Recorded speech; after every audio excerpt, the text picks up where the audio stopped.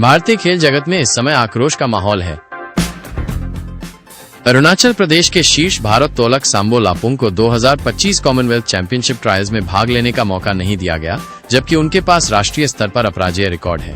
But having said, इस case में जो सांबो लापुंग को सारा अरुणाचल और सारा इंडिया पता है कि इंडिया में बहुत नाम रोशन किया और नॉर्थ ईस्ट में खास किया, अरुणाचल में अपना होम स्टेट को।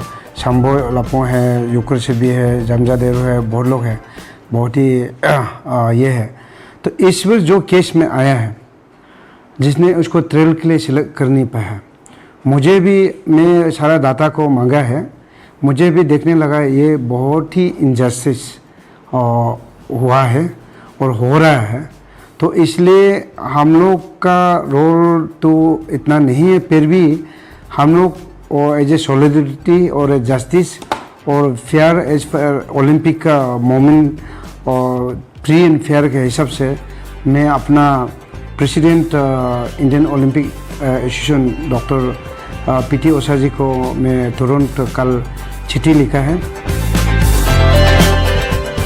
भारतीय भारोत्तोलन महासंघ IWF के इस निर्णय ने न केवल चयन प्रक्रिया की पारदर्शिता पर सवाल खड़े कर दिए हैं, बल्कि पूर्वोत्तर भारत के खिलाड़ियों के साथ लंबे समय से चल रही क्षेत्रीय भेदभाव की बहस को फिर से जीवित कर दिया है।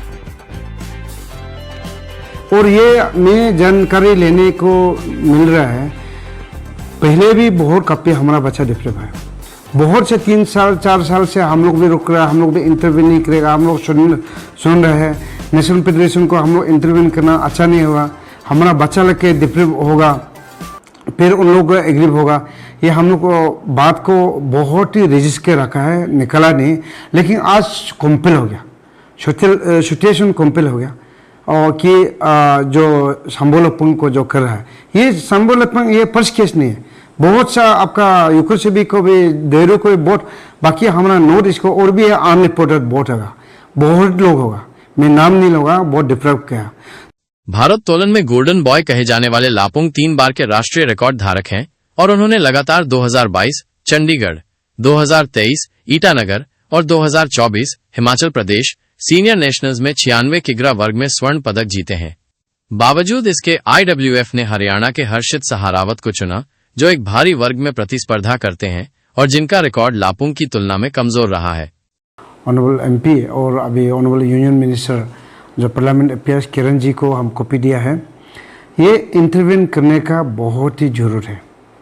यहाँ बिल्कुल ये फेयर ट्रेड नहीं हो रहा है, यहाँ सिलेक्शन उनको गाइडलाइन में दिया है, ये प्री प्लान का गाइडलाइन है, ये प्री प्लान का गाइडलाइन बनाया है जिसमें हमारा बच्चा को, हमारा एथलीट को सिलेक्ट नहीं करने के लिए।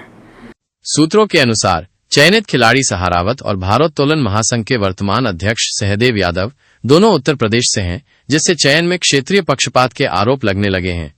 आलोचकों का कहना है कि लापुंग ने सहारावत को कई बार हराया है। 2023 के नेशनल्स में लापुंग ने 338 किग्रा वजन उठाया, जबकि सहारावत 328 किग्रा के साथ सिल्वर तक ही सीमित रहे। 2024 में भी लापुंग ने 96 किग्रा वर्ग में 334 किग्रा उठाकर फिर से गोल्ड जीता, वहीं सहारावत ने 102 किग्रा वर्ग में चौथा स्थान हासिल किया। सबसे गंभीर बात यह है कि लापुंग को ट्रायल्स में भाग लेने की अनुमति तक नहीं दी गई। उनकी व्यक्तिगत अपील और अरुणाचल वेटलिफ्टिंग एसोसिएशन द्वारा भेजे गए पत्र को भी खारिज कर दिया गया। IWF का जवाब था कि 94 किग्रा वर्ग के दोनों स्लॉट पहले ही भर दिए गए हैं, जिसे कई लोग मनमाना और पूर्वाग्रहपूर्ण मान रहे हैं। तो ये फेडरेशन को अपना फैमिली का रूप में, अपना कोच का रूप में, अपना प्राइवेट प्रॉपर्टी का रूप में चलाने से नहीं होगा। ये गवर्नमेंट को इंटरफेयर करना बहुत जरूर है, मिनिस्ट्री को इंटरफेयर करना बहुत जरूर है, इंडियन ओलंपिक को इंटरफेयर करना बहुत जरूर है। और जब जस्टिस नहीं देगा, मैं सारा अरुणाचल और सारा नॉर्थ ईस्ट को मैं अपील कर रहा हूँ, आप लोग साथ आइए, जुड़िए, ये हम लोग कितना हम लोग ऐसे डिफरेंट होते रहेगा। भावुक लापुंग ने कहा, कॉमनवेल्थ चैंपियनशिप में भाग लेना मेरा सपना और लक्ष्य रहा है। मैंने हर प्रतियोगिता में चयनित लिफ्टर को हराया है। समझ नहीं आता कि मुझे क्यों नजरअंदाज किया जा रहा है। उन्होंने ये भी कहा कि ये केवल व्यक्तिगत गौरव के लिए नहीं था, मैं अरुणाचल और पूर्वोत्तर के युवाओं को प्रेरित करना चाहता था। ये मामला एक बड़ी समस्या की बानगी है। पूर्वोत्तर राज्यों के खिलाड़ियों को अक्सर राष्ट्रीय चयन, सुविधाएं और मीडिया में उचित स्थान नहीं मिलता। काफी लोग 100 लोग डिफरेंट हो चुका है नॉर्थ ईस्ट का, खास करके बहुत सा डिसिप्लिन में नहीं बोलूँगा। भारत सरकार ने देश को खेल महाशक्ति बनाने के लिए एक पैकेज की घोषणा की थी, लेकिन इसमें पूर्वोत्तर के लिए कोई विशेष ध्यान नहीं रखा गया, जबकि दुनिया जानती है कि भारत का असली खेल हब पूर्वोत्तर है। वहां खेल प्रतिभाओं की भरमार है, बस जरूरत है उन्हें सही सुविधाएं और प्रशिक्षण देने की। लेकिन ऐसा लगता है कि सरकार की प्राथमिकताएं कहीं और हैं। पूर्वोत्तर के लोग अक्सर चुप रहते हैं, लेकिन उनकी इस गरिमामयी चुप्पी को कमजोरी मान लिया गया है। ऐसे करके हमारा बच्चा बहुत ही आगे पहले बहुत ही डेवलप कर चुका है, जिसका कारण से इंडिया आगे एक्सेल नहीं हो पा रहा है। जो प्रीमियर का रूप में जो एसोसिएशन को जो चला रहा है, मैं सबको नहीं, but there are many national federations जो बच्चा का जो एथलीट्स को अपना दुकान का तौर पे चला रहा है। ये ऐसे चलते रहने से इंडिया कभी आगे नहीं बढ़ेगा। देश की मुख्य धारा आज भी पूर्वोत्तर के योगदान को नजरअंदाज करती है। अब सवाल यह है, आखिर कब तक भारत के उभरते सितारों को क्षेत्रीय भेदभाव के अंधेरे में दबाया जाता रहेगा?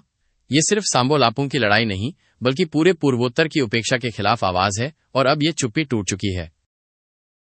और सांबो का सिर्फ लॉस नहीं, ये इंडिया का लॉस होगा, इनको नहीं होगा तो। और बहुत ऐसे करके हमारा और दूसरा डिसिप्लिन भी बहुत ही डेवलप हो चुका है। तो ये डिस्क्रिमिनेशन, ये आपका डिस्क्रिमिनेशन को देखना, और ये हमारा इंडियन ओलंपिक और हमारा मिनिस्ट्री साई आप लोग को का समय है, आप लोग काइंडली प्लीज़ अपील करता हूँ मैं इंटरवेंट कीजिए।